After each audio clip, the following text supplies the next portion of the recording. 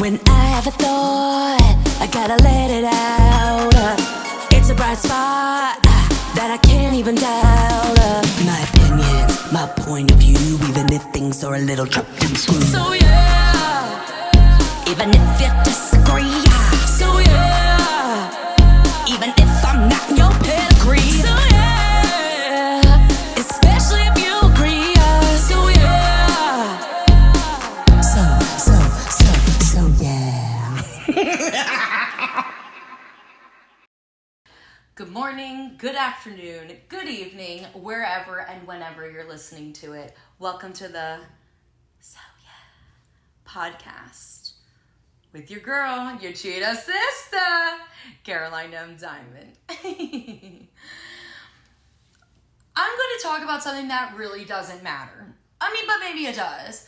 But it's not that deep. And sometimes I don't like to think about things that deep or talk about things that deep. And that's just life as well. I can be all the things at the same time.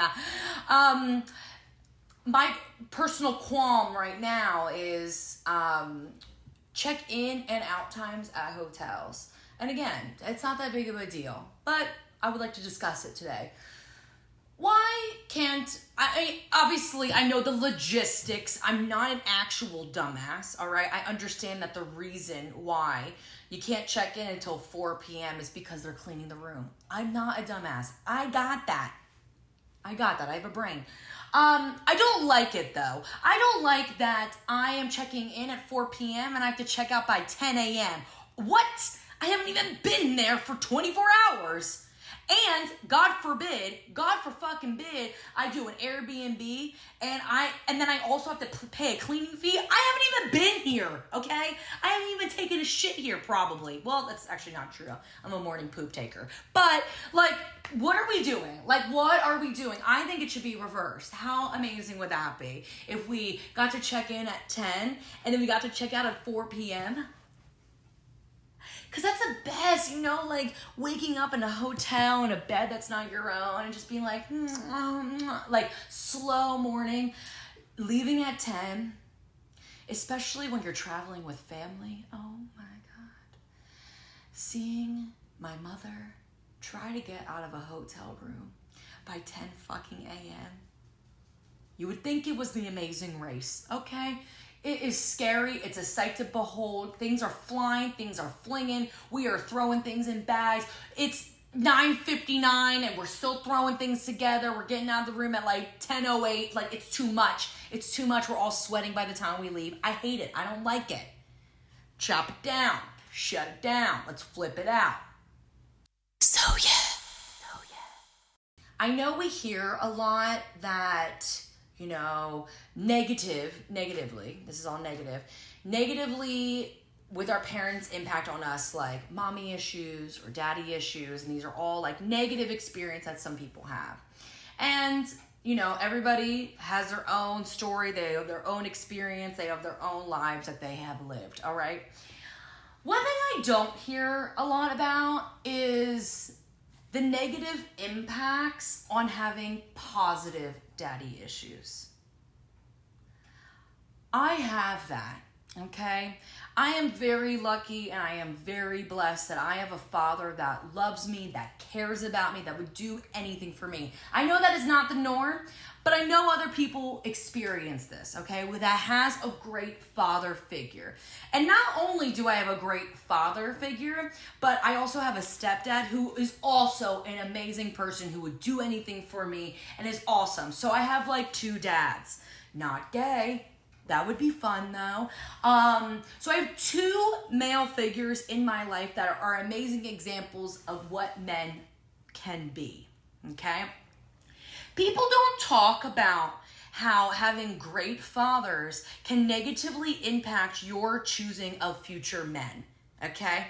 I have never, and this could be a So Yeah exclusive unless you're my friend and you already know this, I have never been in a relationship with a man. I've never been in a relationship, period.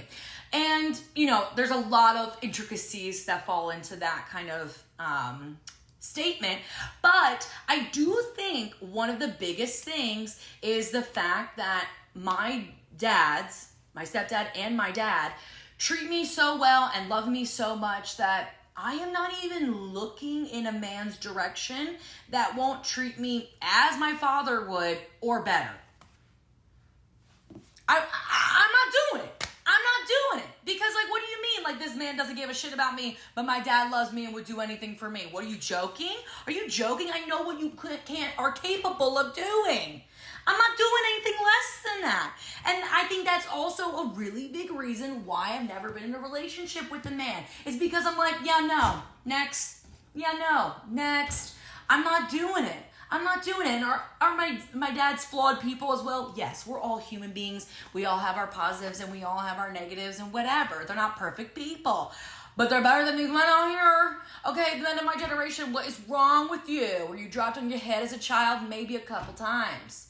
Yeah, I see that little indentation on your crown, okay? You gotta get it together. You gotta pull it together. You gotta be a fucking man, okay? I am a woman who needs a man. I'm not trying to be your mother. That's not my role. That's not my job. That's not my job. I'm nobody's mother, except my own, okay? Yeah. So yeah. This part of the podcast is called Currently, and it's everything that I am currently reading, watching, and listening to. There is so much new music that's coming out in September, and I'm so excited for it. Like, so much music. Zara Larson's coming out with new music. Jade's coming out with music. I'm burping. Doja Cat is coming out with new music. There's so much music that's coming out in this last quarter of the year, and I'm so excited about that. In addition to all the new music that I'm excited to hear, I said a couple weeks ago on the podcast that I'm going to do a Madonna deep dive, and I'm going back and I'm listening to her entire discography. And I listened to her first album. And first of all, 1983, let's go. Off of this album, the first song is Lucky Star, a hit. What else is on this album?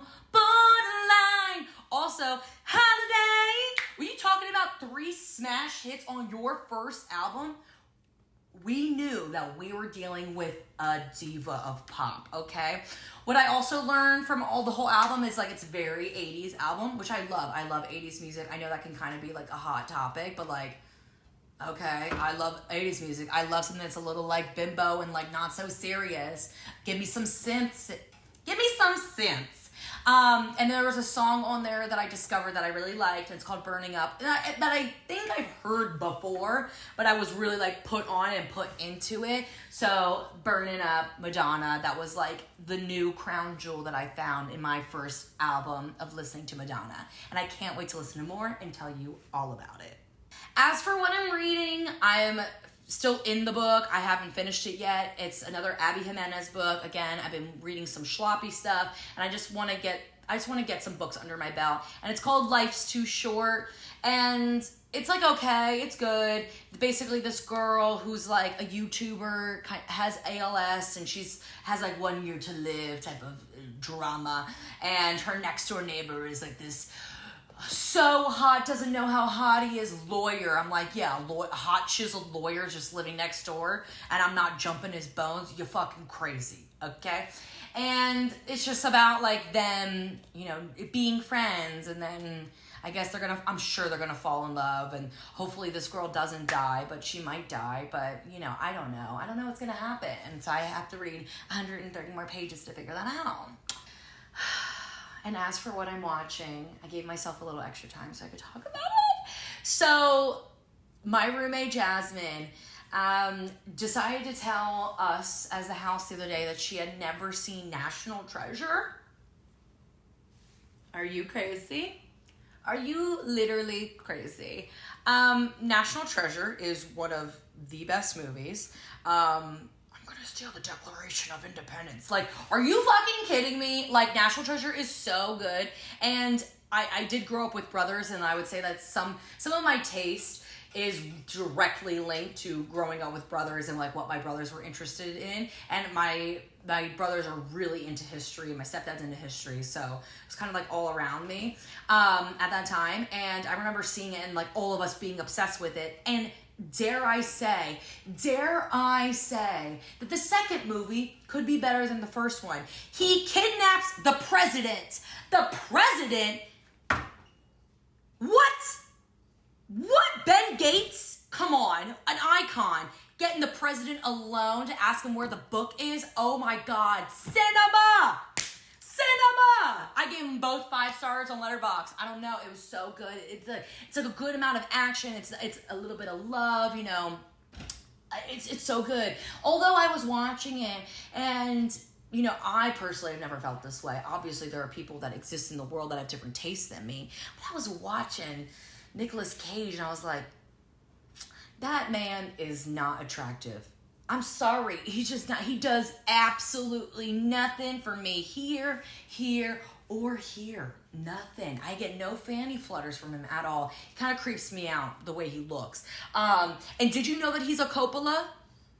Did you know that he's a Coppola? He changed his last name to Cage, so he wasn't caged in the Coppola dynasty. Okay, a little hot tip for you.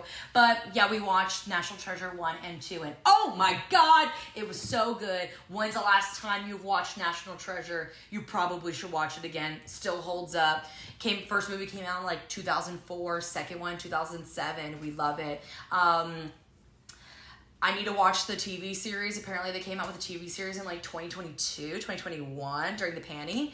And I should definitely watch it.